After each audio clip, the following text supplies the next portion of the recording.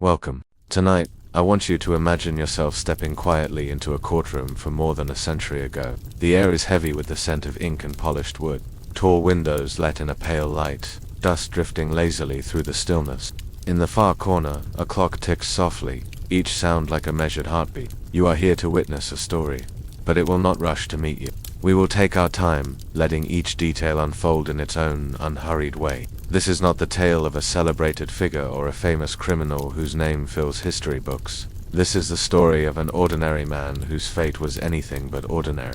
3 times, the state tried to end his life. 3 times, the noose tightened, or the chair was charged, or the mechanism was prepared. And 3 times, he walked away. Not because he escaped, not because of a last-minute pardon, but because something in the workings of rope, electricity, or simple chance did not go as intended. And so we begin with the quiet facts, the life he led before the crime, the world he inhabited, and the long shadow of the sentence that awaited him. Breathe slowly, let the sound of the present fade. We are going to another time, another place, a life measured in moments of waiting. It was the late 1800s, in a rural county where small towns sat far apart, stitched together by dirt roads and railway lines that clattered under the weight of slow-moving trains. In one of those towns, the man who would later survive 3 execution attempts lived a modest, almost invisible life. His name, rarely spoken outside courtrooms, was Thomas Creed. Thomas had been a farm laborer most of his life. His hands were weathered, his back bent from years of lifting hay bales and digging irrigation ditches. The rhythm of his days was simple. Dawn began with the cry of a rooster. Work stretched until the sun tilted low, and evenings were spent in quiet rooms, smelling faintly of lamp oil and dry earth. The town was not wealthy, but it was steady. People knew each other by name and habit. A blacksmith whose hammer could be heard a street away, a baker who set loaves out to cool on open sills, and, in the center of it all, a small general store where gossip traveled faster than goods. It was in this setting that a dispute began small at first, but growing over weeks. Thomas had taken work from a neighboring farm, a job offered without formal contract, just a handshake and an understanding. There was talk of wages unpaid, of promises made and forgotten. Neighbors recalled heated words on a market day, nothing unusual, until the night it turned violent. What happened in those hours was pieced together from testimony. The accounts were quiet, sometimes contradictory, but the outcome was the same. A man was found dead in the yard behind his farmhouse. The ground damp from rain, a lantern still burning dimly on the porch. Thomas was arrested within a day. The sheriff's cart rolled up to his small cabin. Before the sun had risen, he didn't resist. He didn't speak much at all, and he nodded when the warrant was read. The trial was quick, less than a week from start to finish. In that time, the town filled the wooden benches of the courthouse, listening to the formal, measured language of lawyers and witnesses. The prosecutor spoke of motive, of anger, of opportunity. The defense spoke of doubt, of unclear evidence, but the jury deliberated for less than 2 hours. The sentence was death. In those days, the execution was set swiftly. There were no long appeals, no drawn-out motions. A man could be tried, sentenced, and executed within a single season. Thomas was taken to the county jail to await his day. His cell was small, the air smelling faintly of damp stone and iron. Each morning, the jailer brought him a tin plate of bread, beans, and coffee that had been boiled black. Each night, he lay on a thin mattress, staring at the ceiling where the paint peeled in curling strips. He did not protest his sentence aloud. If he wrote letters, they were not preserved. The guards later said he was quiet, polite, even resigned. And so, the days counted down. It was understood that the hanging would be held at the yard behind the jail, where a wooden scaffold stood ready, a simple structure of beams and rope, weathered by years of exposure. On the morning of the appointed day, the town would gather outside, waiting for the moment the sentence would be carried out. But when that day came, and when the preparations were made, something happened that no one had planned for. Something that would begin the strange sequence of events that kept Thomas Creed alive far beyond what the law had decided. The morning of Thomas Creed's first execution dawned pale and cool. The town stirred earlier than usual, drawn by the quiet pull of an event that was both public and solemn. Outside the jail yard, a small crowd gathered, men with hats pulled low, women standing back near the road, their shawls drawn close against the breeze. The scaffold, weathered but sturdy, had been prepared the day before. The rope hung neatly from the crossbeam, its coils set in careful loops at the base. The platform creaked slightly when the jailer tested it, the sound carrying faintly across the yard. Inside, Thomas was dressed in the plain dark trousers and shirt provided by the jail. His wrists were bound with cord tight, but not harshly so. 2 guards flanked him as they led him out, their boots making slow, deliberate steps on the worn boards. The air was still. The only sounds were the shuffle of feet and the distant caw of a crow. At the base of the scaffold, the sheriff read the sentence aloud in a voice that was steady but without flourish. There were no speeches, no final appeals. Thomas said nothing. If he looked at the crowd, no one remarked on it later. He climbed the steps without hesitation. The hangman adjusted the rope, placing the knot carefully behind his left ear, as was customary. And then, a pause. The trapdoor mechanism had been set, but when the lever was pulled, nothing happened. A dull clunk sounded from the frame, followed by an awkward stillness. The hangman tried again. Still, the door held. Whispers ran through the crowd. The sheriff stepped forward, spoke quietly with the hangman, then to the guards. After several minutes, it was clear the mechanism had jammed in a way that could not be fixed immediately. By law, if an execution could not proceed at the appointed time, it was to be postponed. And so, Thomas was led back down the steps, past the silent onlookers, and returned to his cell. The scaffold stood empty, the rope swaying slightly in the morning breeze. The second attempt came weeks later. This time the scaffold had been dismantled and rebuilt. The hangman, brought in from another county, inspected the mechanism twice. The crowd was small as some people had decided they'd seen enough. Others whispered that perhaps this man was not meant to die. Once again, Thomas was led out in the early light. His step was the same, his expression unchanged. The preparations were precise. The knot was set. The lever was pulled. The trapdoor opened this time without hesitation, but the rope snapped before its work was done. The fiber, later examined, was found to have frayed internally, perhaps weakened by damp or by unnoticed damage in transport. Thomas landed hard on the ground below, winded but alive. A guard helped him to his feet. His wrists were still bound. His chest rose and fell quickly, but he remained silent. The law again dictated that the execution be halted. A doctor examined him for injuries, then declared him fit to walk back to his cell. The crowd dispersed more quickly this time, some shaking their heads, others avoiding eye contact entirely. The third attempt did not come immediately. Months passed. The scaffold was abandoned in favor of a newer device, the electric chair. Recently installed in the state penitentiary several counties away, Thomas was transferred under guard, the journey taking most of a day. The chair itself was an imposing thing, heavy wood, broad leather straps, metal contacts polished to a dull sheen. The room was small, with a single row of chairs for official witnesses. The warden read the sentence. The guards secured the straps around his arms, legs, and chest. The metal cap was lowered onto his head. At the signal, the current was engaged, but it failed to sustain. A fuse had blown somewhere in the wiring, cutting the charge before it could do its work.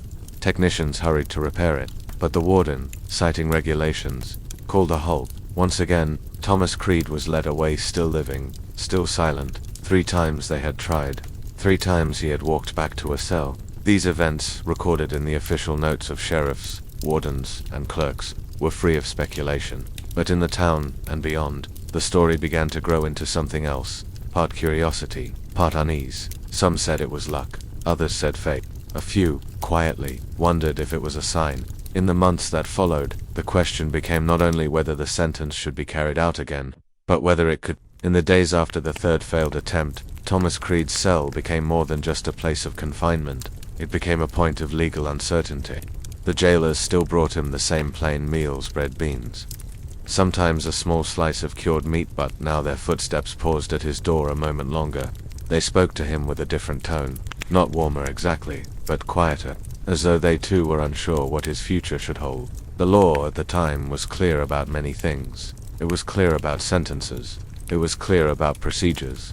But it said little about what should happen when an execution was attempted, and failed. The sheriff sent a formal inquiry to the state capital. In reply came a letter from the Attorney General's office, brief, carefully worded, and not entirely decisive. It stated that the sentence of death still stood, but that any further attempt would need to be reviewed by the courts. In the meantime, Thomas waited. Days turned to weeks. His routine resumed. Morning coffee, time in the small exercise yard, a return to his narrow bed. From the outside it looked as though nothing had changed, but beyond the walls the matter had taken on a life of its own. Newspapers in nearby towns picked up the story, printing cautious headlines: "Condemned man survives third execution attempt." Lawyers debate limits of death sentence. The articles were factual, almost clinical in tone, but the facts themselves were unusual enough to draw interest. Soon, larger papers ran the story as well. Writers speculated about the meaning of it, some in jest, some with genuine moral concern. Was it lawful, they asked, to subject a man to repeated executions? If the state had tried and failed 3 times, had it not, in some sense, already fulfilled its grim obligation? Lawyers for the state argued that the intent of the sentence was clear. The law demanded that it be carried out until completed. To fail and stop, they said, would undermine the authority of the courts. Others, including a few prominent legal scholars, disagreed. They pointed to the concept of double jeopardy, that no person should be punished twice for the same crime. While the doctrine was meant for separate trials, they argued, the principle was the same. Each failed attempt, they said, was itself a punishment, and to try again would be to punish anew. It was not only a matter of law. Clergy weighed in. Some declared that the repeated failures were a sign, though they differed on what it meant. To some, it was a warning against further attempts. To others, it was simply a test of resolve. In the state legislature, a small group of lawmakers raised the possibility of commuting the sentence to life imprisonment. It would resolve the question without altering the law, but others resisted, insisting that the sentence must be seen through. Meanwhile, Thomas remained silent. He did not grant interviews. He did not make speeches or send letters for publication. If he spoke of the matter at all, it was only to his lawyer and, even then, sparingly. The court hearings that followed were not swift. They unfolded over months, each session conducted in measured language, with lawyers reading from statute books and past case law. The judge listened without comment, his hands folded neatly on the bench. Outside, public interest began to fade. Another trial in another town took the headlines. The story of Thomas Creed became a curiosity rather than a daily topic. Yet within the courthouse, the matter still stood unresolved. Could the state try again?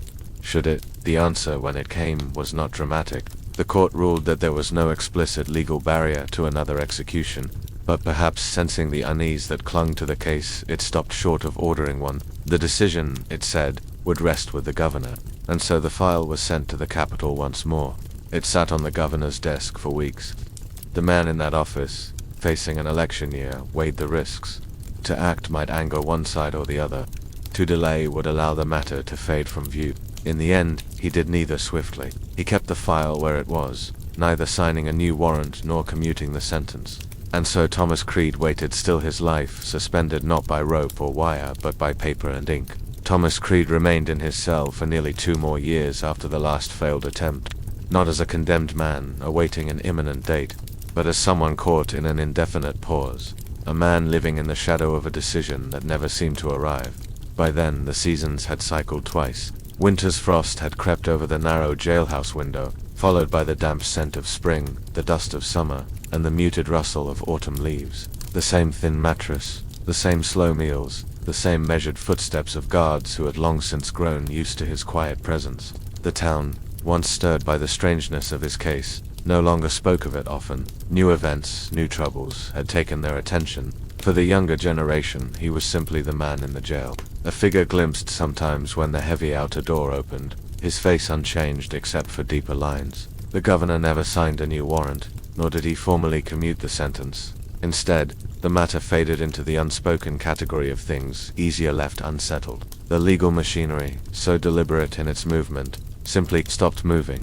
Eventually, Thomas's lawyer petitioned for a transfer from death row to the general prison population, arguing that without an active sentence date, his client was effectively serving life. The court granted it without much discussion. In the main yard, Thomas was a quiet figure among other prisoners, working in the laundry, tending to the prison garden, mending worn shirts and trousers. He spoke little, kept to himself, and accepted the routine with the same stillness that had carried him through those long days of waiting. Years passed. The records do not make clear exactly when his health began to fail. Perhaps it was the years of confinement, or perhaps simply the passage of time. In his final months he was assigned to lighter duties, spending more time indoors, folding cloth or shelling beans alongside older inmates. He died one winter evening in his sleep. There was no renewed attempt to carry out the sentence, no formal note in the governor's ledger.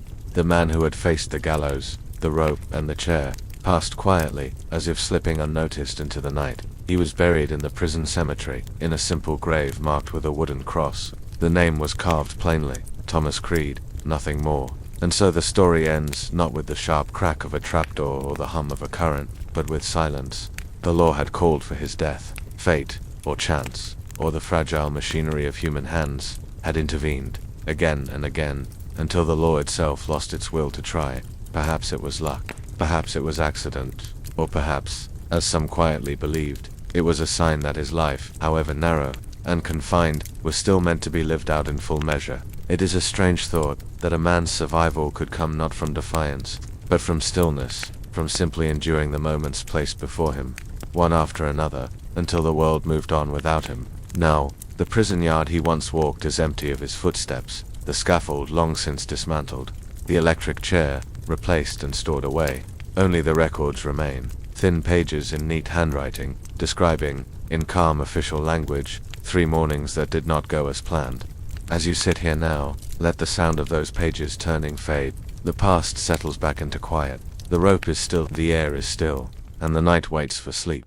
Close your eyes. Let the story rest where it belongs, and let your thoughts drift elsewhere, far from gallows and courts and the narrow walls of a cell.